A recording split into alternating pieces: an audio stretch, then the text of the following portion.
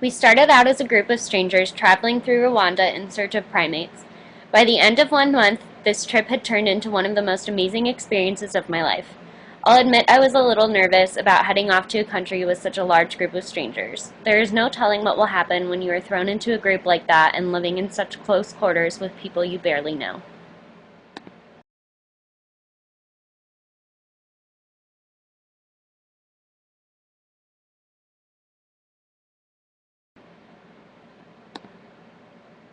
When we first arrived, we spent a few days in Kigali, Rwanda's capital city.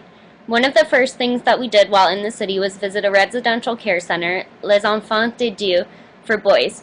Most of the boys who stayed at the center were previously living on the street, where many of them lived by stealing and doing drugs.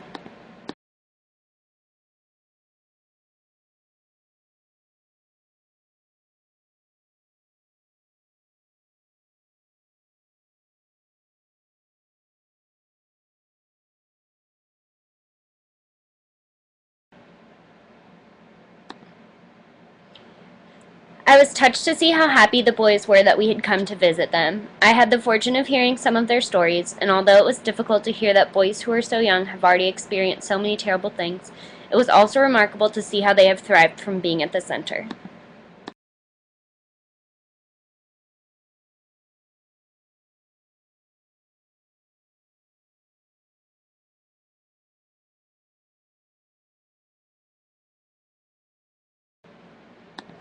As I mentioned in a comment before, we ended up back at the center for a surprise about a week later. Many of the boys have found passion in sports like soccer and volleyball, and we learned that some of the boys are even training to be Intori dancers. Our surprise was to see the boys do the Intori dance for us.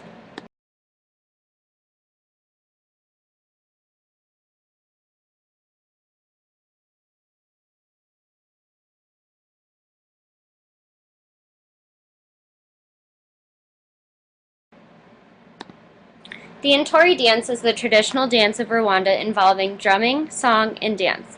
It is pretty incredible to watch the boys and see how passionate they were about the dance and celebrating their culture. I truly fell in love with the center and all of the boys there, so much so that I'm hoping to come back and volunteer there for a few months after I graduate in December.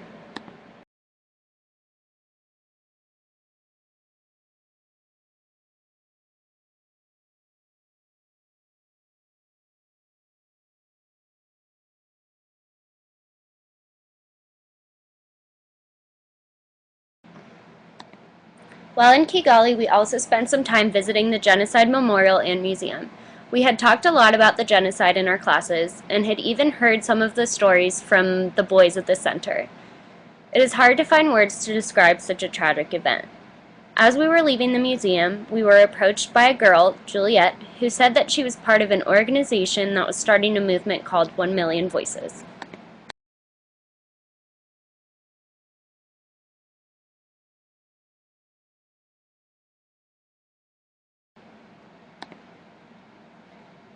1 Million Voices is a tribute that started for the 20-year celebration of the ending of the genocide. The movement involves writing messages to remember the lives lost and to remind Rwandan youth to never let something like this happen again. Participants were asked to write a short message and pose for a picture. The pictures would then be uploaded to the web. I thought that this was a great way to target youth using social media.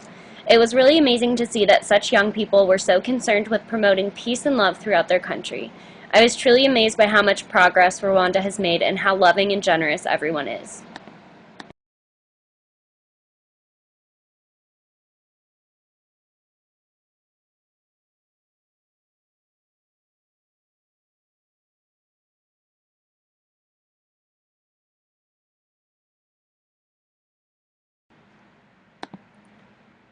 Our first stop after Kigali was Akagera, where we would be camping for a week. It was great to finally get out in the field and start formulating a research question. I was in the leadership group, and we had originally been interested in studying popularity. After discussing our ideas with the professors, we decided that we instead wanted to focus on dominant males and their behavior with opposite versus same-sex members of their primate group.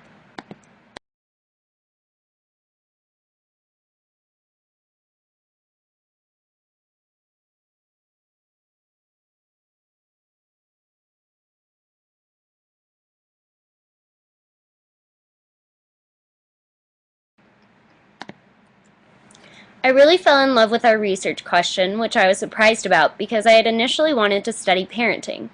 I think that I gravitated towards parenting because I come from a family studies background, so I know quite a bit about families. However, because of this, I think it was really great for me to branch out and study other aspects of primate social behavior. I'm really glad that I didn't limit myself by studying a subject that is pretty familiar to me.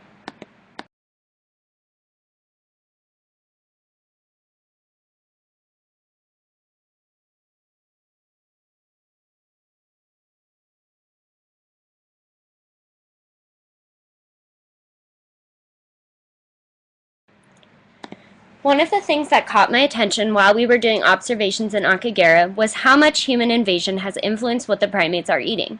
We witnessed men in the fishing village feeding the baboons rice and other food. We also saw baboons raiding crops and eating from the trash pit at the lodge. It was really sad for me to see this because I feel like the baboons are becoming too habituated to humans.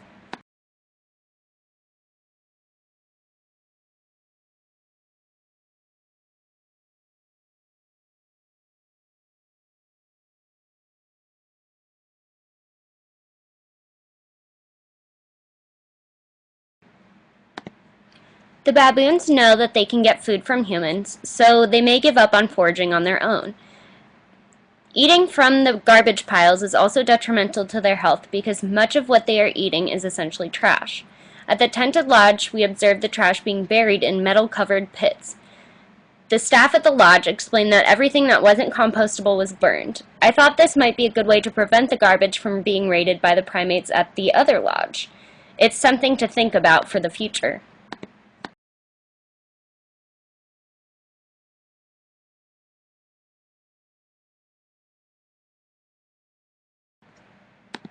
After Akagera, our next stop was Nyungwe, where we would be observing chimpanzees among other primates. I've always had a passion for hiking, so I was looking forward to this week.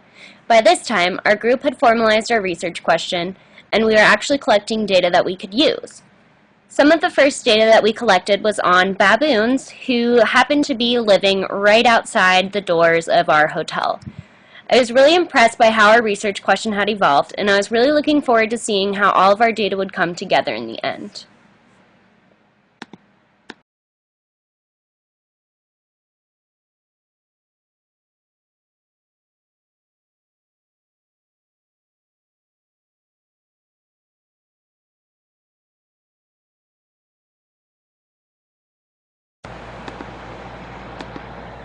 By this point in the course, almost everyone had gotten sick, and I was really nervous because I have a pretty weak immune system. I wasn't feeling too great, so during one of our first hikes, I so badly wanted to stay home and sleep. I had to motivate myself to get up and go on the hike, and I was really proud of myself for doing this. It was definitely worth it in the end because we ended up going on the canopy walk that day. There's something so amazing about being so high above the trees in the jungle. You can really get a feel for what it must be like for arboreal primates as they jump through the trees. My respect for them instantly increased because the drop is quite terrifying, and I love adrenaline pumping activities and being up high.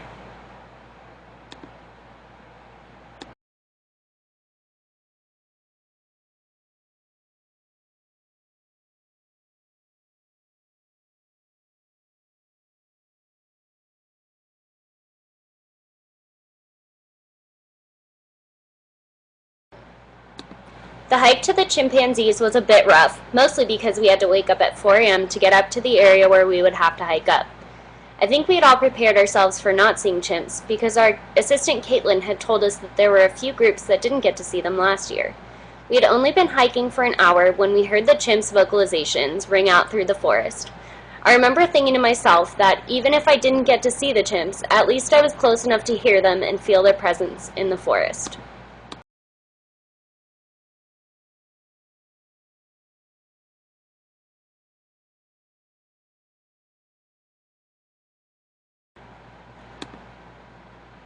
A short while after hiking up into the forest, our tracker turned to us and said, "Chimps are just up this way, maybe 10 minutes.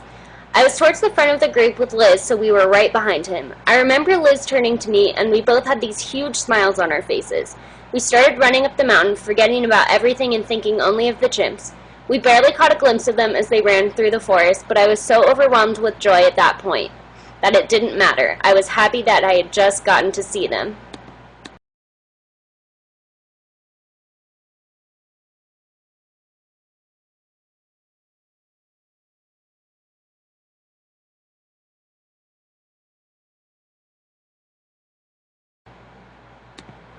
As I was letting go of the feeling of being so close to the chimps, the tracker turned to us again and said, "Come on, they are moving."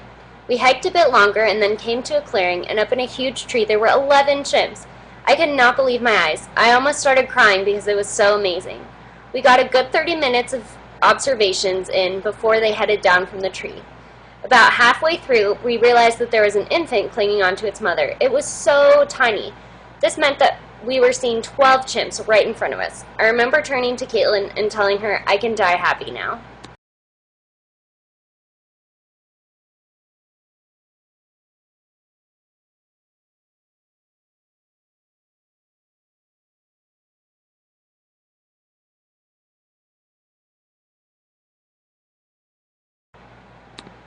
Our last stop of the trip was in Volcanoes National Park, where we would be researching the mountain gorillas.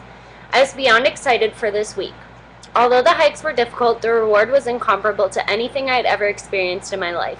I couldn't believe how close we were to the gorillas, and to watch them this close was amazing. I had seen gorillas in the zoo before, but that doesn't even come close to seeing them out in the forest like this.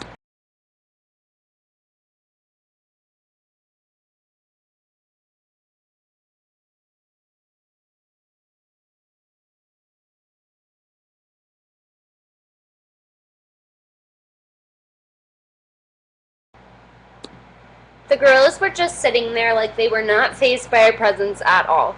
It is interesting because we know what we think of them, but we have no idea what they think or how they feel about us. I was almost paralyzed because I was just sitting there right in front of them, and I couldn't believe that they were literally right there. They are so human-like in their mannerisms, too. It was pretty amazing to watch.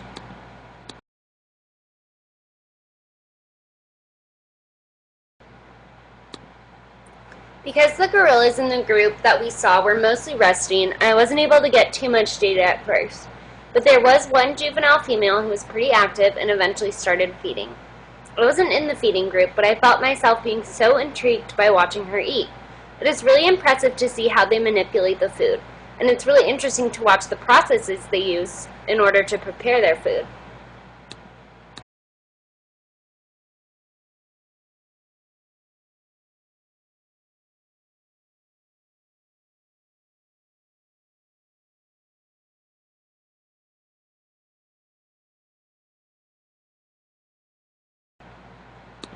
The second day that I saw gorillas, I wasn't able to spend as much time with them because there were some tourists who were seeing the same group that we were studying. One thing that was pretty remarkable about the second group that I saw was that there were 2 infants in the group. It was funny because the younger infant was trying to play with the older one, but the mother was not having it and kept trying to pull her baby away. Although there were 3 silverbacks in this group, we hardly got any viewing time with them, and before I knew it, it was time to leave.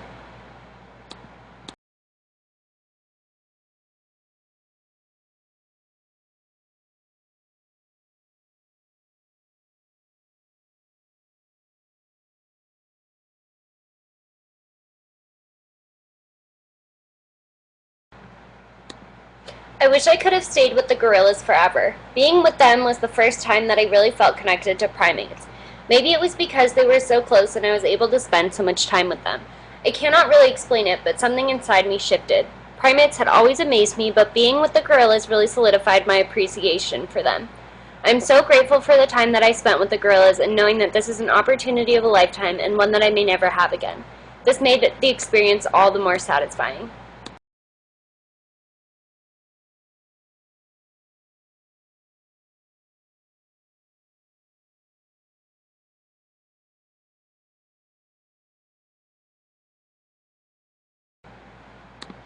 It seemed like the end of the trip had come out of nowhere. Our last few days in Rwanda were pretty packed, so I hardly had time to let the fact that I would be leaving sink in. This presentation does not even begin to describe what a wonderful experience this field school was. I was able to learn so much from not only watching the primates, but also from listening and absorbing all of the information from classes and presentations. Considering that I went into the school not expecting to make friends, it is pretty amazing that I developed a bond with everyone and formed some friendships that I hope will last a lifetime. Throughout this course, I learned so much about myself and my ability to test my limits, push myself, and ultimately grow as both a student, a friend, and an individual. I'm going to miss Rwanda a lot.